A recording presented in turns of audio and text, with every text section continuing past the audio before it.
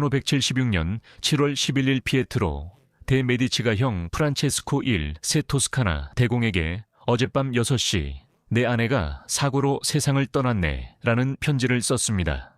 겉으론 문제없어 보였지만 사실이 아니었습니다. 사실 피에트로는 어린 아내를 잔인하게 살해했습니다. 그리고 그들은 단순한 부부가 아니라 형제자매처럼 함께 자라온 사이였습니다. 그는 왜 이런 일을 했을까요? 이유를 함께 알아봅시다. 엘러노라 디 가르치아 디 톨레도는 1553년 3월 이탈리아 피렌체에서 태어났습니다. 정확한 날짜는 알려져 있지 않습니다. 그녀는 이름에서 L을 빼 이탈리아식인 러노라로 주로 알려졌습니다.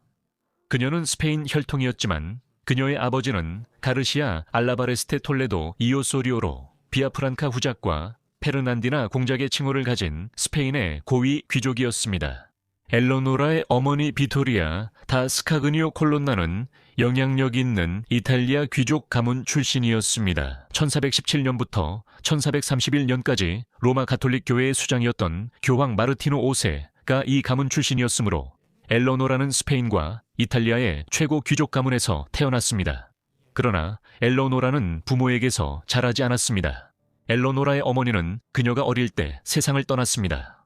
그녀의 아버지는 당시 스페인 국왕 펠리페 2세로부터 이탈리아 내 여러 스페인 지배 지역 통치 임무를 자주 받았습니다.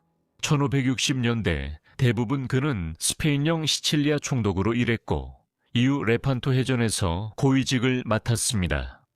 역사상 최대 해전으로 수백 척의 스페인, 베네치아, 교황령 함선이 오스만 제국의 터키 함대와 충돌했습니다. 아버지가 부재한 동안 엘러노라는 피렌체에 남겨졌고 도시를 지배하던 메디치 가문인 사촌들에게서 자랐습니다. 그녀는 친척들 사이에서 디아노라라고 자주 불렸는데 이는 1539년에 피렌체 공작 코시모 1세와 결혼한 또 다른 엘러노라 디 톨레도, 즉 그녀의 숙모와 구분하기 위해서였습니다. 엘러노라는 피렌체 메디치 궁정에서 스페인 전통에서 메니나라고 알려진 역할을 맡게 되었습니다. 귀족 가문 출신 아이가 두 가문의 유대 강화를 위해 다른 가문에서 자랐습니다. 그녀의 숙모 엘러노라 디 톨레도는 1562년 사망할 때까지 사실상 양어머니였습니다. 그래도 그녀는 피렌체 궁정에서 애정을 받으며 자랐고 그곳에서 그녀의 주요 혈연이 사망한 후에도 마찬가지였습니다. 코시모 공작은 아내 사망 후 그녀의 활기찬 매력에 매료되어 그녀를 딸처럼 키웠습니다. 하지만 그의 자녀들 모두가 그렇게 생각한 것은 아니었고 이후 몇 년 동안 코시모는 치명적인 실수를 저지르게 됩니다. 엘러노라의 가문은 매우 강력했지만 약 50년 전 정치적 권력에서 거의 전복되고 파괴될 뻔했습니다. 메디치 가문은 원래 토스카나 시골 출신이었으며 이름에서 알 수 있듯이 13세기에는 가족 중 한 명이 아마도 의사였을 것입니다. 14세기에 그들은 피렌체로 이주하여 강력한 은행 가문이 되었고 런던과 브리주처럼 멀리 떨어진 곳까지 돈을 빌려주었습니다. 재정적 성공을 바탕으로 이 가문은 15세기에 피렌체 공화국의 비공식적인 통치자가 되었고 이곳에서 르네상스의 후원을 감독하며 보티첼리, 미켈란젤로, 러나르도, 다빈치와 같은 예술가들을 후원했습니다. 어린 시절 엘러노라는 가족이 시내 중심계에 소유한 팔라초의 벽에 걸린 이탈리아 거장 화가들의 그림 옆을 지나쳤을 것입니다. 하지만 그들이 도시예술유산에 기여했지만 1494년 프랑스와 스페인 사이에서 이탈리아 전쟁이 시작될 때 메디치 가문은 권력에서 쫓겨나 망명길에 올랐습니다. 1510년대에 그들은 피렌체 통치권을 되찾고 도시 장악을 굳혔습니다. 마침내 1532년에 메디치 가문은 피렌체의 세습 공작이 되었습니다. 즉, 엘러노라의 양아버지 코시모는 메디치가의 두 번째 피렌체 공작이었습니다. 그리고 그는 1569년에 더 높은 칭호인 토스카나 대공이 된 첫 번째 인물이었습니다. 이 모든 점을 볼 때 엘러노라는 수십 개의 독립, 이탈리아 국가 중 가장 강력한 통치 가문 중 하나에서 자랐습니다. 그리고 그녀의 어린 시절은 메디치 궁정에 드나드는 주요 정치인들과 예술가들과 함께 보냈습니다. 코시모 공작은 계승 라인 유지의 필요성을 인식했습니다. 그가 1537년에 권력을 잡은 건 사촌 알레산드로 데 메디치 피렌체 첫 공작이 일찍 세상을 떠났기 때문이었습니다. 정당한 자식이 없어 계승자가 없던 것처럼 코시모는 자신의 가문에서는 이런 일이 없도록 결심했습니다.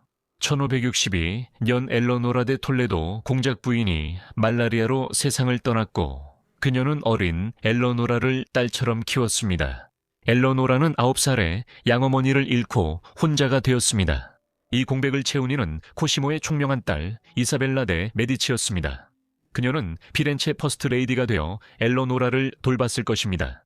그 무렵 공작 부인은 코시모에게 11명의 자녀를 낳아 메디치 가문의 계승이 안정돼 보였습니다. 하지만 코시모는 자녀들과 보호 중인 이들의 유리한 결혼을 계속 주선하는 데 신경 썼습니다. 머지않아 어린 엘러노라도 그 왕조 계획에 포함되었습니다. 코시모는 운명적인 결정을 내렸습니다. 엘러노라는 자신을 키워준 바로 그 가문에 시집가게 된 것이었습니다. 그녀의 남편은 첫 사촌 피에트로로 그는 코시모 세 공작과 엘러노라의 막내 아들이었습니다. 그는 그녀보다 1살 어린 첫 사촌이었습니다. 당시 유럽 왕조들 사이의 결혼은 흔했지만 이 결혼이 특별했던 이유는 훨씬 더 불안했기 때문입니다. 엘러노라와 피에트로는 단순히 혈연만을 나눈 것이 아니라 같은 집에서 나란히 자라며 어린 시절을 함께 보냈습니다.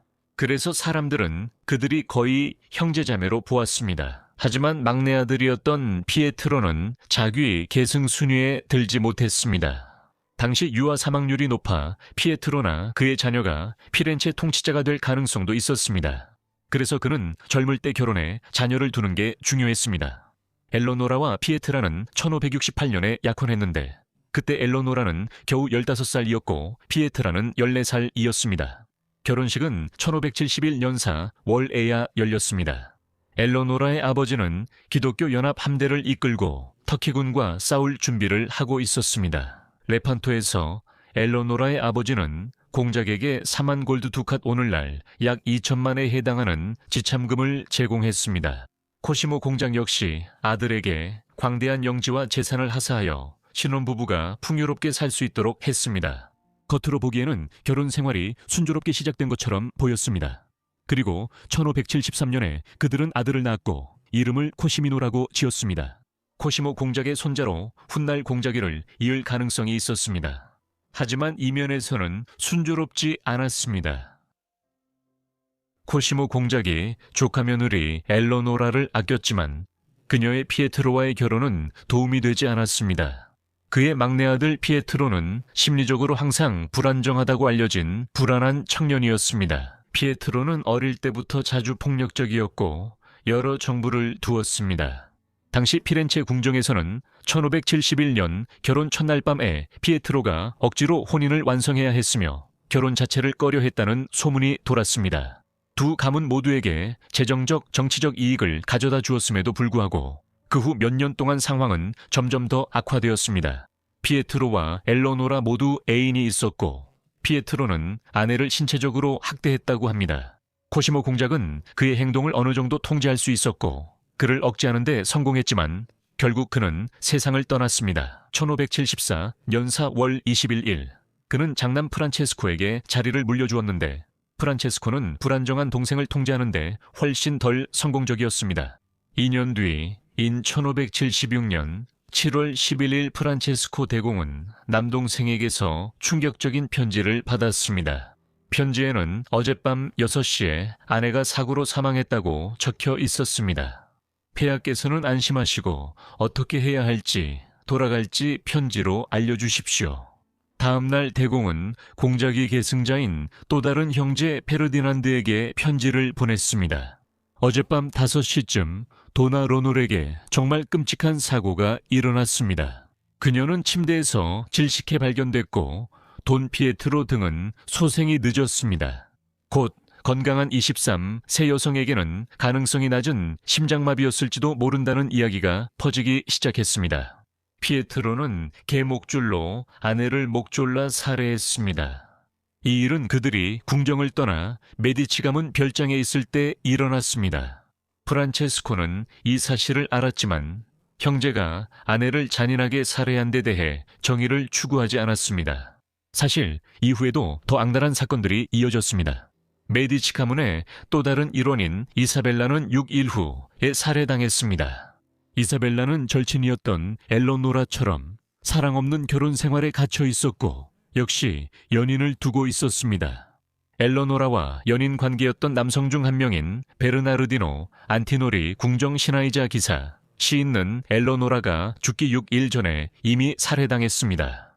이것은 대공의 명령에 따른 것으로 보이며 엘로노라, 이사벨라, 그리고 안티노리의 연쇄살인은 간통을 단속하기 위한 조치였던 것으로 보입니다. 새 통치 기간 중 메디치 가문 주요 남성들에게 취한 조치들은 큰 논란을 불러일으켰습니다. 결국 엘로노라는 스페인의 유력 귀족이자 이탈리아에서 가장 중요한 관리 중 한 명의 딸이었습니다.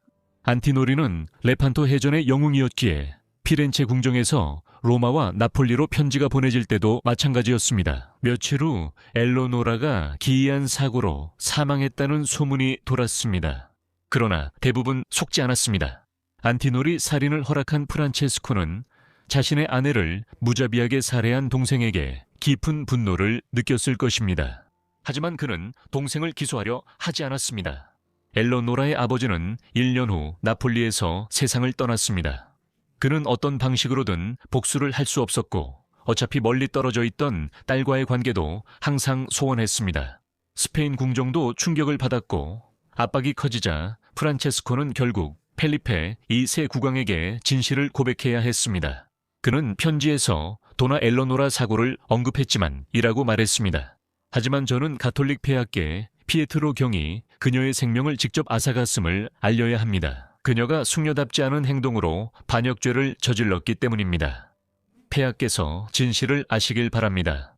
또한 기회가 되면 피에트로 경의 정당한 행동 이유를 알 수 있는 절차들을 폐하께 보내드리겠습니다.